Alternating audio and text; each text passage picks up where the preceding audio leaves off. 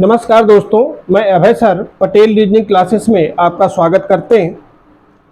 आज हम लोग हिस्ट्री के एक इम्पॉर्टेंट चैप्टर जिस मुगल वंश के विषय में हम लोग पढ़ेंगे। मुगल वंश से बहुत सारे क्वेश्चन भी आपके एग्ज़ाम में आते हैं, तो इसकी हम लोग शुरुआत करते हैं। मुगल वंश की जो शुरुआत है वो आपकी बाबर से शुरुआत होती है, लेकिन बाबर भारत में आया कैसे, इसको हम लोग जान लेते हैं। भारत में मुगल साम्राज्य की नींव नहीं पड़ी होती यदि भारत के जो शासक हैं वो आपस में एक दूसरे के साथ नहीं लड़ते, तो भारत में मुगल साम्राज्य की नींव नहीं पड़ती। अब देखिए, भारत में जब तक मुगल साम्राज्य नहीं था, मुगल साम्राज्य की नींव नहीं पड़ी थी, तब तक भारत के जो भारतीय शासक थे वो शासन करते थे, लेकिन इनको एक दूसरे से आगे निकलने की जो होड़ थी, एक दूसरे से राजा बनने की जो होड़ थी, इसके कारण मुगल साम्राज्य की नींव पड़ी। अब देखिए, मुगल साम्राज्य की नींव कैसे पड़ी, इसकी एक कहानी सुन ले। हुआ ये कि भारत में उस समय इब्राहिम लोदी का शासन चल रहा था। इब्राहिम लोदी की शासन जो चल रही थी भारत में, दिल्ली के सुल्तान थे, लेकिन यहाँ के और कुछ जो शासक थे वो नहीं चाहते थे कि इब्राहिम लोदी शासक बने या इब्राहिम लोदी की जो शासन व्यवस्था है वो चलती रहे। वो चाहते थे कि हम शासक बन जाए। इसलिए हुआ क्या कि इब्राहिम लोदी के विरुद्ध पंजाब के शासक राणा सांगा, दौलत खां लोदी और इब्राहिम लोदी के खुद भाई आलम खां, तीनों लोगों ने मिलकर क्या किया कि तीनों लोगों ने मिलकर के बाबर को इनवाइट किया, आमंत्रित किया कि आओ और अपने हमारे ही देश में आक्रमण करो। किसके विरुद्ध? इब्राहिम लोदी के विरुद्ध। अब देखिए, यही से शुरुआत हो जाती है मुगल साम्राज्य की। तो इब्राहिम लोदी के विरुद्ध किसने? पंजाब के जो शासक थे, दौलत खां लोदी, राणा सांगा और इब्राहिम लोदी के खुद के जो चाचा थे वो आलम खां, तीनों लोगों ने मिलकर के क्या किया, बाबर को आमंत्रित किया कि आप आइए और भारत के ऊपर आक्रमण कीजिए। अब बाबर चूंकि अफगानिस्तान में वहाँ पर फरगना एक स्टेट था, वहाँ का वो शासक था, तो उसको तो अवसर की तलाश में था। हालांकि उससे पहले भी बाबर ने एक बार प्रयास किया था भारत पर आक्रमण करने के लिए। वो कब किया था हम आपको वर्ष बता देंगे और किस शासक के विरुद्ध किया था, लेकिन सफल नहीं हो पाया था। लेकिन घर का भेदी लंका ढाए, जब घर के अपने ही देश के 3 लोग खुद ही आमंत्रित कर रहे हैं, उसमें भारत के खुद के छोटे मोटे जो शासक हैं वो खुद ही चाह रहे हैं कि भारत में मुगल साम्राज्य की नींव पड़े या बाबर आए और भारत के ऊपर आक्रमण करे, तो ऐसा हो सकता है। क्योंकि जब भी अपने देश का या अपने घर का कोई व्यक्ति किसी दूसरे व्यक्ति को खुद इनवाइट करता है, उसको सारी चीज़ें बताता है कि आओ और अटैक करो, तो ये संभव हो सकता है कि वहाँ पर आपकी हार निश्चित है। यही हुआ। इब्राहिम लोदी को 1526, याद रखेंगे वर्ष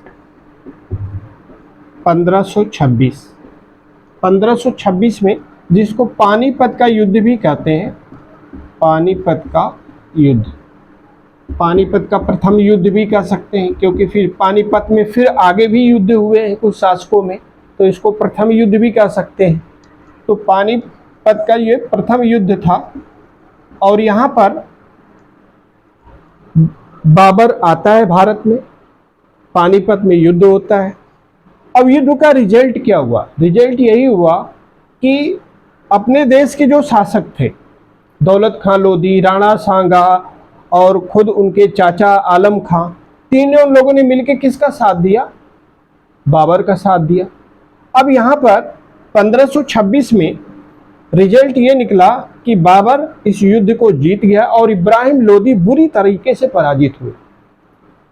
और 1526 के बाद ही भारत में मुगल साम्राज्य, ये जो आप मुगल साम्राज्य देख रहे हैं, मुगल साम्राज्य 1526 के पानीपत के युद्ध के बाद ही भारत में शुरुआत हो गया। अब ये जो पानीपत का युद्ध है, इसमें कई सारी चीज़ें पूछी जाती हैं, उसमें हम आपको बता देते हैं। भारत में एक नई शुरुआत हुई। पहली तो इस युद्ध में बाबर एक युद्ध नीति का प्रयोग किया था। कई बार परीक्षाओं में पूछा जाता है कि तुलगमा युद्ध नीति, तुलगमा युद्ध नीति।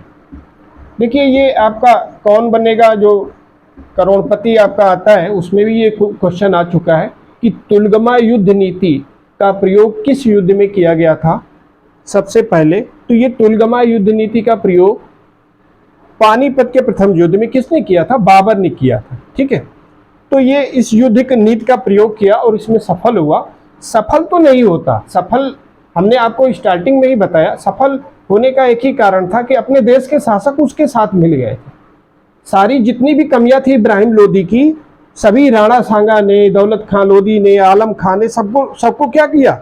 सबको बाबर को बता दिया कि भाई देखो ये कमियां हैं और यहाँ से अटैक करना है, यहाँ से तुम सफल हो सकते हो। तो ये सारी चीजें थी। कोई भी युद्ध नीति काम ना करती अगर अपने देश के शासक अगर बाबर के साथ न होते। तो तुलगमा युद्ध नीति का प्रयोग हुआ था। एक चीज और पूछा जाता है, भारत में सबसे पहले बारूद का प्रयोग कब किया गया? तो इसी युद्ध में किया गया था। भारत में सबसे पहले बारूद का प्रयोग किया गया था। बारूद चलाने के लिए उस समय क्या होती थी? तोप की आवश्यकता होती थी। आज भी तोप की आवश्यकता होती है। तो तोप का भी प्रयोग अगर पूछता है कि भारत में कब हुआ, तो इसी युद्ध में हुआ। बाबर अपने साथ 2 तोपची लेकर आया था, मतलब तोप वाली जो सेना थी उसका नेतृत्व करने के लिए 2 तोपची लेकर के आया था। एक था उस्ताद अली खां, उस्ताद खां और दूसरा एक नाम था अली खां। ये 2 उसके क्या थे? तोप चलाने वाले थे या तोप सेना के नेतृत्वकर्ता थे। तोप सेना के नेतृत्वकर्ता कौन थे? उस्ताद खां और अली खां। ये दोनों ने तोप सेना का नेतृत्व किया। देखिए भारत में सबसे पहले तो बात ये थी कि कभी बारूद और तोप से भारत की जो सेनाएं थी, खास करके इब्राहिम लोदी की सेना तो मजबूत थी, लेकिन कभी बारूद और तोप से कभी युद्ध नहीं किया था। एक ये बड़ी समस्या थी। इसलिए हुआ कि जितने भी सैनिक थे, सैनिकों में हड़बड़ी मच गई कि क्योंकि सैनिक सामने से ही मरते जा रहे थे, तो इसलिए सैनिकों में हड़बड़ी के कारण ये युद्ध हार गए। बाकी युद्ध का हारने का कारण हमने आपको बताया है।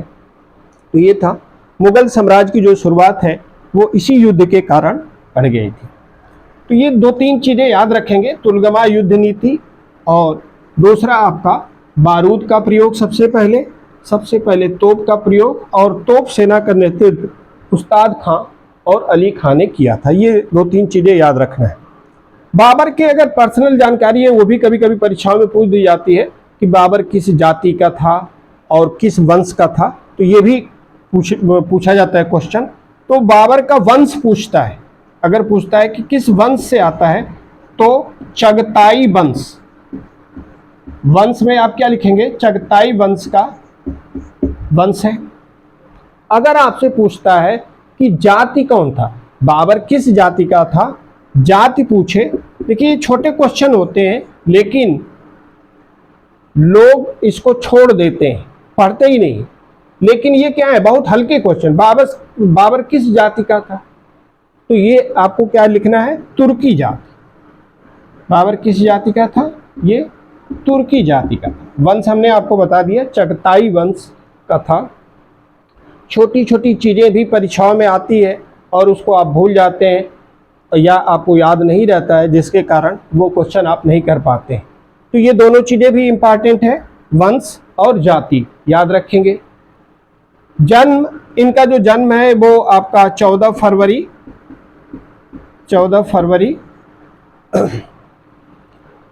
1483, ये याद रखेंगे। याद करना भी बड़ा आसान है।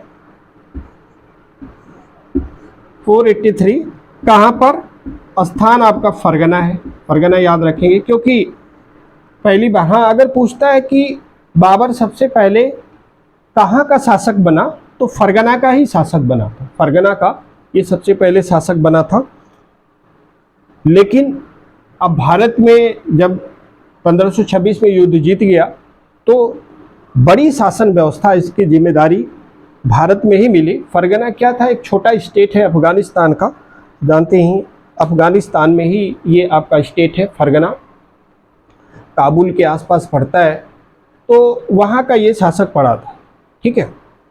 हाँ एक क्वेश्चन और जो आपकी किताबों में नहीं मिलेगा, भारत में 1526 के युद्ध के बाद भी, 1526 के युद्ध के पहले भी बाबर ने भारत पर अटैक किया था लेकिन सफल नहीं हो पाया था। तो सबसे पहला अगर क्वेश्चन पूछता है कि भारत पर बाबर का पहला आक्रमण कब हुआ था, प्रथम आक्रमण, तो आप 1519 बताएंगे। 1519 में किसके विरुद्ध था, यूसुफ जई, यूसुफ जई के विरुद्ध था। लेकिन देखिए यहां पे असफल नहीं हुआ, पहला जो युद्ध था यहां पे सफल नहीं हुआ, 1526 में इसलिए सफल हो गया कि दौलत खां लोदी, राणा सांगा और आलम खां तीनों लोगों ने क्या किया, सहयोग किया, और थोड़ा सा स्ट्रांग भी हो गया था, नई युद्ध नीति लेकर आया था, बारूद भी ले आया था, या भारतीय सेना जो है इब्राहिम लोदी की सेना के कभी देखा भी नहीं था। तो ये सारी चीजें थी। यूसुफ जई के विरुद्ध देखिए बाबर हार के चला गया, बाबर सफल नहीं हुआ। तो पहला अगर युद्ध पूछता है तो आपको कब बताना है, प्रथम युद्ध हुआ 1519 में, ये आपका यूसुफ जई के विरुद्ध, जहां पर वो सफल नहीं होता है और अपने देश में वापस चला जाता है। ठीक है।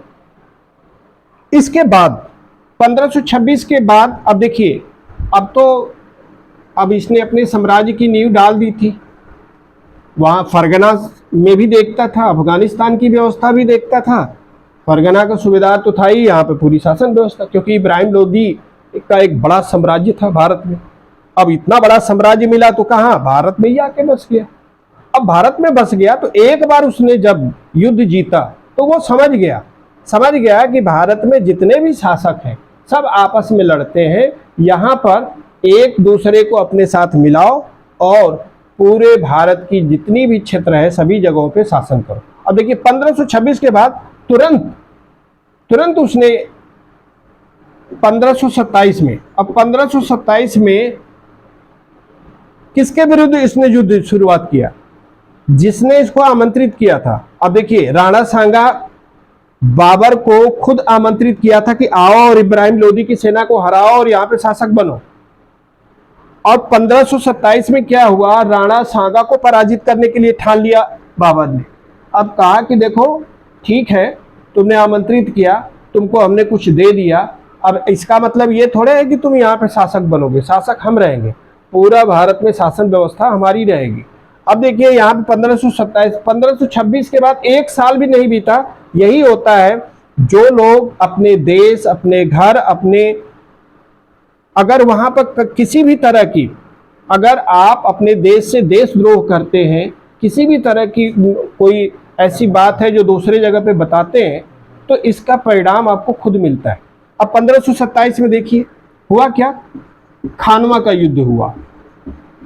खानवा का युद्ध किसके विरुद्ध हुआ, राणा सांगा के। राणा सांगा ने ही तो बुलाया था, राणा सांगा। अब राणा सांगा क्या हुआ, यहाँ पे पराजित हो गए। क्यों, क्योंकि बाबर तो धीरे धीरे अब स्ट्रांग पोजीशन में आ गया था ना, धीरे धीरे उसका साम्राज्य भी बढ़ गया था। उधर वहाँ पे फरगना का जो उसकी शासन व्यवस्था थी, वहाँ पे जो उसके जितने भी शासक थे वो भी आ गए थे। तो एक बड़ी सेना, इब्राहिम लोदी की तो खुद ही बड़ी सेना थी। अब उस बड़ी सेना को के साथ में अब एक फरगना का भी और इब्राहिम लोदी का साम्राज्य, ये दोनों बहुत बड़ा हो गया। तो अब छोटे छोटे शासक को तो हारना ही पड़ेगा ना।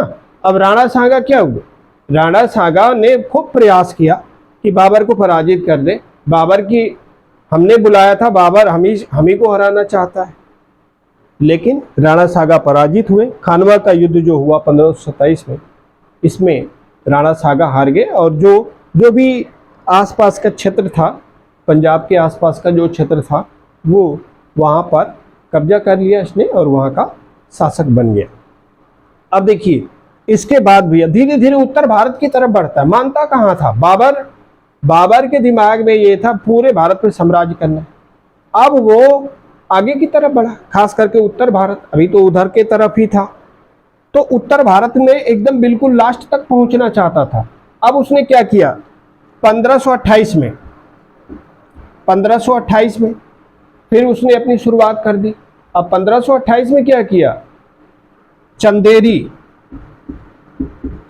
के सूबेदार थे, चंदेरी के सूबेदार कौन थे, मेदिनी राय। अब मेदिनी राय ये नहीं चाहते थे कि जो है बाबर का हमारे तरफ शासन व्यवस्था बढ़े, बाबर का किसी तरह का दखल अंदाजी नहीं चाहते थे। लेकिन हुआ क्या, 1528 में जो चंदेरी के जो सूबेदार थे मेदिनी राय, उनको भी इसने पराजित किया और वहाँ पर भी अपनी शासन व्यवस्था को आगे बढ़ाया। इसी तरह अब देखिए धीरे धीरे अब उधर से आगे बढ़ते बढ़ते अब कहाँ तक ये बढ़ता है। अब जब 1528 के बाद 1529 में हुआ क्या कि कुछ बाहरी शासक भी आए और कुछ भारत के शासक, सभी क्या हुए कि सभी एक साथ मिल गए कि अब जो है बाबर को भगा देना है यहाँ से, अब बाबर को यहाँ पे भारत में नहीं रहने देना है। अब 1529 में सब लोग मिले। कौन कौन मिला, अब देखिए पूरी अफगान सेना, अफगान जो शासक थे, अफगान शासक आ गए, ये भी कहे कि भैया हम भी मिलते हैं। और कौन मिला, महमूद लोदी। महमूद लोदी कौन थे, महमूद लोदी वही है, इब्राहिम लोदी के भाई है। अब देखिए पहले क्या हुआ, घर के एक व्यक्ति बुलाया बाबर को, अब बाबर को बुलाया, बाबर ने जब शासन व्यवस्था कर ली तब इनके भाई, अब इब्राहिम लोदी तो मारे गए, अब उनके भाई कहे कि हम बदला लेंगे भैया। अब बदला लोगे तो कैसे बदला लोगे, अब तो वो स्ट्रांग बन गया है ना, उसकी सेना बड़ी हो गई है, उसके पास पैसे हो गए, संसाधन हो गए, तो अब समझ में आया। तो महमूद लोदी कौन है, इब्राहिम लोदी के ये भाई है और अफगान शासक, ये दोनों लोग मिले कहे कि अब जो है बाबर को यहाँ से भगा देना है। अब इसके लिए कहाँ पर, घाघरा नदी आपकी है, घाघरा नदी के किनारे, इसीलिए इसको क्या कहा जाता है, घाघरा का युद्ध भी कहा जाता है। घाघरा का युद्ध पूछे तो घाघरा का युद्ध, ये इब्राहिम लोदी के भाई है महमूद लोदी और अफगान शासक, ये दोनों लोग मिले कहे कि भैया अब भगाना है।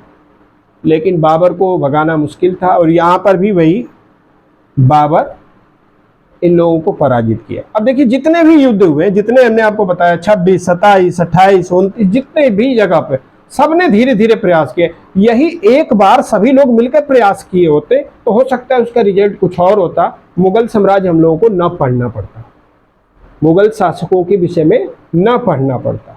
लेकिन गलती हुई, गलती के कारण अब लगातार ये चीज़ें सामने आई कि एक एक करके लोग मिलते थे और युद्ध करने जाते थे। तो अब जो है बाबर मजबूत हो चुका था, अब वो हारता नहीं था, तो बाबर कोई युद्ध हारे नहीं, ये आप जान लें। किसी भी युद्ध में बाबर ने अपनी हारा नहीं है। हाँ एक चीज़ बता दें, ये 1529 के बाद ही 1530 में इसकी डेथ हो गई थी। बाबर की मृत्यु पूछता है तो 1530 में हुई थी। कुछ और चीज़ें हम आपको बता देते हैं बाबर की शासन व्यवस्था के विषय में, कुछ जो आपके क्वेश्चन पूछे जाते हैं, कई बार परीक्षाओं में भी आए हैं। देखिए जब तक बाबर या मुगल साम्राज्य की नींव नहीं पड़ी थी तब तक जो शासक होता था, यहाँ पर भारत में जो शासक होता था उसको जो पद मिला था वो क्या मिला था, सुल्तान। जो भी शासक होता था वो कौन सा पद धारण करता था, सुल्तान का। लेकिन जैसे ही मुगल साम्राज्य बाबर जब आया तो ये सुल्तान पद को क्या किया, हटा दिया। तो बाबर अगर क्वेश्चन पूछता है कि बाबर ने सुल्तान पद को हटाकर कौन सा पद धारण किया, तो ये सुल्तान जो शासक का पद होता था इसको हटाकर इसने क्या कर दिया, बादशाह। इसीलिए क्या कहा गया, मुगल बादशाह कहा जाता है, मुगल बादशाह। तो यहाँ पे क्या है, सुल्तान का पद समाप्त हो जाता है। सुल्तान का पद कब तक रहता है? इब्राहिम लोदी तक रहता है। इब्राहिम लोदी जैसे ही हार जाते हैं, मुगल साम्राज्य की नींव बनती है, तो बाबर बादशाह का पद धारण कर लेता है। हाँ, एक चीज और जान ले, कई बार परीक्षा में पूछा गया है वजीर। वजीर जो है सबसे बड़ा अधिकारी, वजीर से शासक का या मुगल बादशाह का सबसे बड़ा अधिकारी किसके समय में हुआ है? तो बाबर के समय में। सबसे उच्च पदाधिकारी अगर पूछता है कि सबसे उच्च पदाधिकारी, हालांकि देखिए मुगल बादशाह में भी आगे चल करके सबसे उच्च पदाधिकारी का नाम बदल जाएगा, लेकिन अगर बाबर में पूछता है तो सबसे उच्च अधिकारी का नाम क्या बताएंगे? सबसे उच्च अधिकारी मीन्स बाबर के बाद दूसरे नंबर तो कौन होता था? वजीर। यही आगे जाके धीरे धीरे ये चेंज होता जाएगा, मुगल बादशाहों में ही ये धीरे धीरे चेंज होता जाएगा। तो यहाँ पर आपको वजीर याद रखना है, सबसे उच्च अधिकारी को, जो बाबर के समय में था। हाँ, कुछ और चीज़ें जान लें। एक तो आप जानते ही हैं कि बाबर ने एक सबसे फेमस मंदिर, भारत का जो अयोध्या में जो मंदिर था उसको उसने गिराया था। और कई बार परीक्षाओं में क्वेश्चन पूछा गया है कि बाबर के किस सेनापति ने अयोध्या के जो राम मंदिर है इसको गिराया था, तो वो भी याद रखेंगे। हालांकि अयोध्या अब ज़्यादा इस समय चर्चा में है, क्योंकि अयोध्या का जो मंदिर था उस पर सुप्रीम कोर्ट का आदेश आया और वो एक भव्य मंदिर तैयार हो रहा है जो एक ऐतिहासिक होगा। तो एक नाम याद रखेंगे, मीर अली। मीर अली कौन था?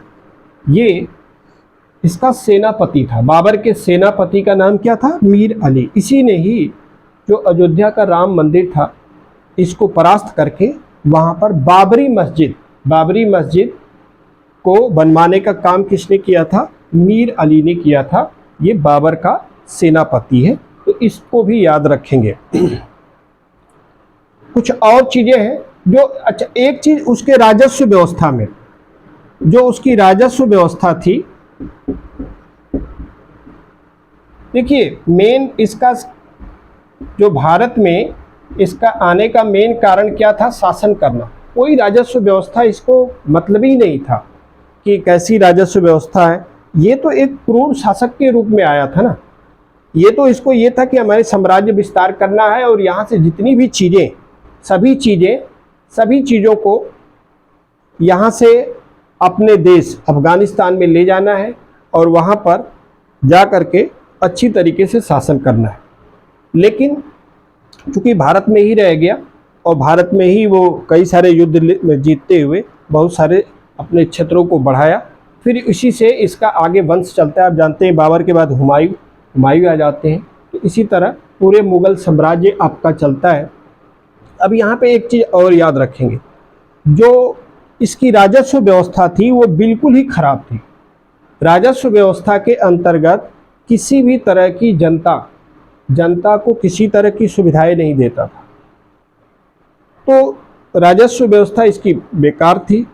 किसी भी तरह का कोई जनता से, हाँ लगान जो था, जो जनता से किसानों से लगान लिए जाते थे वो भी बहुत अधिक था। आगे चल करके धीरे धीरे जैसे आप जाएंगे अकबर के शासनकाल में, तो यही जो लगान व्यवस्था है वो धीरे धीरे कम हो जाती है या ऐसी हो जाती है जिसमें सरवाइव कर सके, जो आम जनता है वो सरवाइव कर सके। इस तरह की जो व्यवस्था है वो आगे देखने को मिलती है। हाँ, एक चीज़ और पूछा जाता है कि बाबर का जो मकबरा है वो कहाँ पर है? तो एक चीज़ ध्यान रखेंगे, बाबर का जो मकबरा है वो काबुल में है। काबुल आप जानते हैं, काबुल अफगानिस्तान की आज राजधानी है, ठीक है। तो बाबर की जो एक चीज़ और है कि मुगल सम्राट जितने भी थे उसमें से कुछ शासक ऐसे थे जिनका जो मकबरा है वो भारत के बाहर ही बनाया गया। एक तो आप समझ ले इनका बाबर का, उसके बाद बहादुर शाह जफर का भी मकबरा क्या है? बाहरी बनाया गया, भारत से बाहर बनाया गया। बाकी जितने भी थे सभी लोगों का भारत के अंदर ही बनाया गया था। इनका जो है मकबरा काबुल में है। हाँ, बाबर ने एक चीज़ और याद रखें, हमने बताया था बाबर की मृत्यु कब हुई, 1530 में। वही जब वो आपका लास्ट 1529 का घाघरा का युद्ध हुआ तो उसके जीतने के बाद वो इसकी डेथ हो गई 1530 में। हाँ, 1530 में इसका मकबरा बना काबुल में। बाबर की आत्मकथा पर कई बार क्वेश्चन पूछा गया। बाबर की आत्मकथा किसने लिखी थी और किस भाषा में लिखी थी? तो इसमें दो तरह के क्वेश्चन हैं, वो आप समझ लें। पहला क्वेश्चन ये है कि बाबर की जो आत्मकथा है, बाबर की आत्मकथा बाबरनामा, या एक चीज याद रखेंगे, बता देते हैं, बाबर की आत्मकथा को क्या कहते हैं? बाबरनामा। अब बाबरनामा किसने लिखी? बाबरनामा खुद बाबर ने ही लिखी थी, यहां पे कंफ्यूजन न रहे। बाबर ने आत्मकथा, अब आगे चल के देखेंगे आत्मकथा जो है कोई और लिखता है, लेकिन अपनी आत्मकथा खुद ही बाबर ने लिखा है। लेकिन पूछता है कि किस भाषा में लिखी गई थी, बाबरनामा किस भाषा में लिखी गई थी? तो बाबर ने लिखी थी तुर्की भाषा में, तुर्की भाषा में। अब तुर्की भाषा में जो लिखी गई थी, आगे चल करके इस तुर्की भाषा से फारसी भाषा में अनुवाद कर दिया गया। तो पूछा जाता है कि बाबरनामा का फारसी भाषा में अनुवाद किसने किया? फारसी भाषा में अनुवाद किसने किया था? तो इन्हीं के मुगल वंश में ही एक बहुत ही फेमस व्यक्ति थे, अब्दुल रहीम खान खाना। याद रखेंगे, आगे भी इनका नाम मिलेगा, ठीक है, आगे भी जब हम लोग पढ़ेंगे तो इनका नाम आएगा। तो अब्दुल रहीम खान खाना, इन्होंने क्या किया था कि इसका फारसी भाषा में अनुवाद कर दिया था। तो पहले तो ये जो मूल बाबरनामा थी, ऐसे पूछता है कि मूल बाबरनामा किस भाषा में लिखी गई थी? तो तुर्की भाषा में, खुद ही उसी ने लिखा था, बाबर ने ही लिखा था। तो बाबर की जो बाबरनामा है तुर्की भाषा में लिखी गई। बाद में चल करके इसको अच्छी तरीके से समझने के लिए कि क्या इसमें लिखा गया है, उसका फारसी भाषा में अनुवाद किया गया। किसने किया? अब्दुल रहीम खान खाना, जो उनके दरबार के एक प्रमुख कवि भी हुआ करते थे। हाँ, शरीयत, एक चीज याद रखेंगे, शरीयत पद्धति, शरीयत पद्धति की शुरुआत, ये इसी तरह के छोटे क्वेश्चन पूछ लिए जाते हैं। शरीयत जो पद्धति है, ये है तो वहाँ की वित्तीय व्यवस्था के अंतर्गत आती है। तो शरीयत जो पद्धति है वो किसने लागू की थी? खुद बाबर ने ही लागू किया था। बाद में ये शरीयत जो व्यवस्था है वो जा कर के अकबर के समय में, औरंगजेब के समय में ये जा कर के चेंज हो जाती है। लेकिन जो शरीयत पद्धति है जो वित्तीय व्यवस्था में, तो वो आपकी शुरुआत कब हुई? आपकी बाबर के ही समय में। तो कुछ चीज़ें आप जरूर याद रखें जो बार बार परीक्षाओं में, पहले तो टुलगमा युद्ध नीति, ये याद रखेंगे, एक नई चीज़ आती है। बारूद का शुरुआत भारत में, ठीक है, शरीयत पद्धति। तो कुछ ऐसी चीज़ें हैं जो भारत में सबसे इम्पॉर्टेंट, सुल्तान का पद भारत में कब समाप्त हुआ, ये याद रखना है। सुल्तान का पद किसने समाप्त किया? बाबर ने किया। सुल्तान की जगह पे कौन सा पद धारण किया? तो बादशाह का, ठीक है। तो ये कुछ इंपॉर्टेंट चीजें हैं, वो याद रखना है। हाँ, देखिए बड़ी परीक्षाओं में भी इसकी जाति और वंश पूछे गए। तो स्टार्टिंग में ही हमने आपको बता दिया है, उसको आप नोट कर लेंगे। जाति और वंश, वंश हमने क्या बताया था? चगताई, चगताई वंश, ठीक है। और जाति क्या है? तुर्की। अब देखिए तुर्की भाषा में ही इसने अपनी बाबरनामा को लिखा है। तो कुछ चीज़ें हैं जो आपको नई मिलती है भारत में, तो यहाँ से एक शुरुआत हो जाती है। तो बाबर के विषय में हम लोगों ने डिटेल से पढ़ा, यहाँ से बहुत सारे इंपॉर्टेंट क्वेश्चन हैं। आगे हम लोग मुगल वंश के और जितने भी इम्पॉर्टेंट चैप्टर है उसके विषय में हम लोग पढ़ेंगे। तो अगर अच्छा लगा है दोस्तों तो इसे लाइक करें, सब्सक्राइब करें।